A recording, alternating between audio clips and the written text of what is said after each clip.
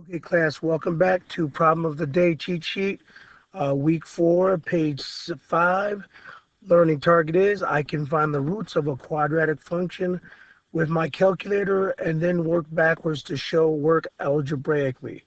So our first problem comes from the January 19th Regents exam, and it says solve the quadratic function below. So there's really two approaches to do this. There's the algebraic way, and then there's the graphing calculator way. I'm going to show the graphing way first, and then the algebraic way I'm going to come back to. All right, first thing, I'm going to let you try this.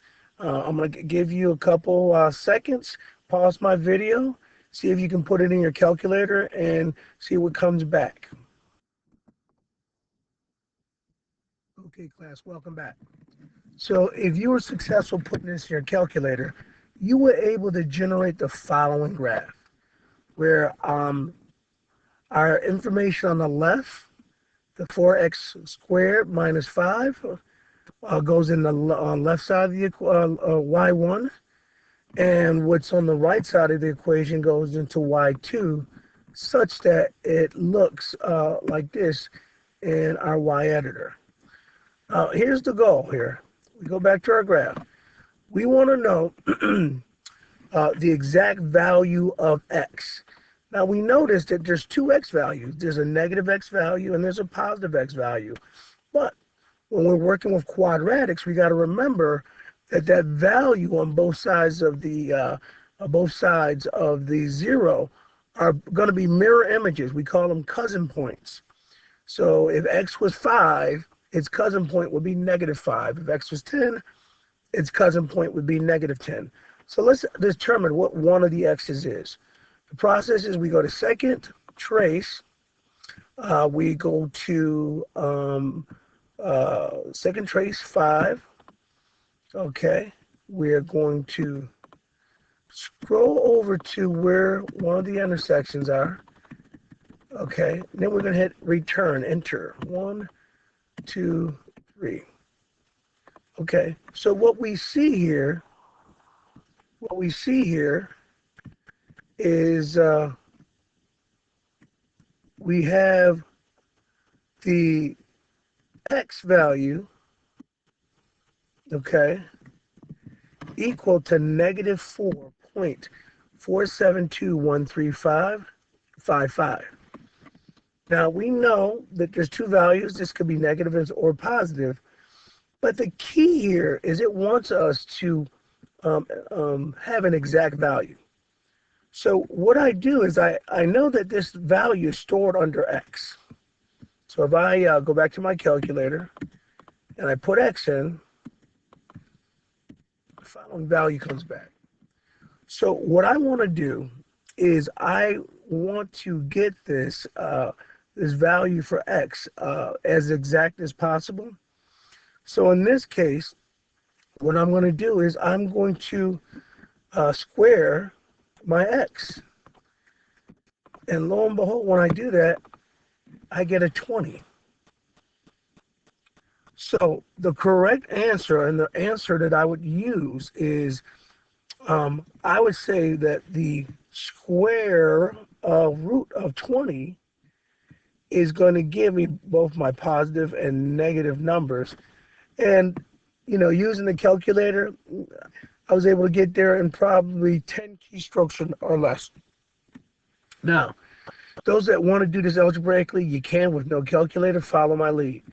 You take 4x squared minus 5, and we got to remember to get rid of a negative, I have to do a positive. So I have to add 5 to both sides. That leaves me with 4x squared equals 80. Now, to get rid of the 4 in front of the x, that's a multiplicative relationship. I got to undo that with division. So I got to divide the left and the right side with 1 over 4. And that gives me 20. That gives me x squared equals 20. So again, I'm going to take the square root of x squared to get x. And the square root of 20 is going to give me 20. square root of 20. So x is equal to the square root of 20. So again, calculator, no calculator, either way works for me. All right, let's take a look at the next problem that I want you to think about, and then pause the video.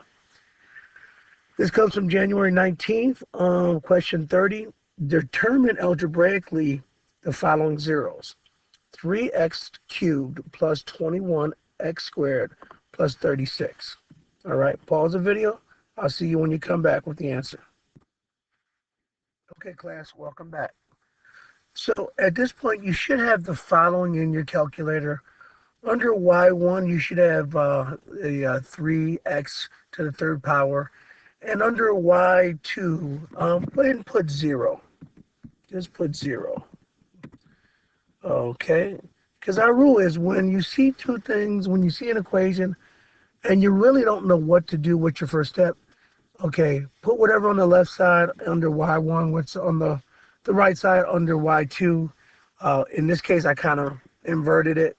So y2 should actually be 0, or excuse me, y1 should be 0, but you guys get to the gist. And let's see what this gives me when I graph it.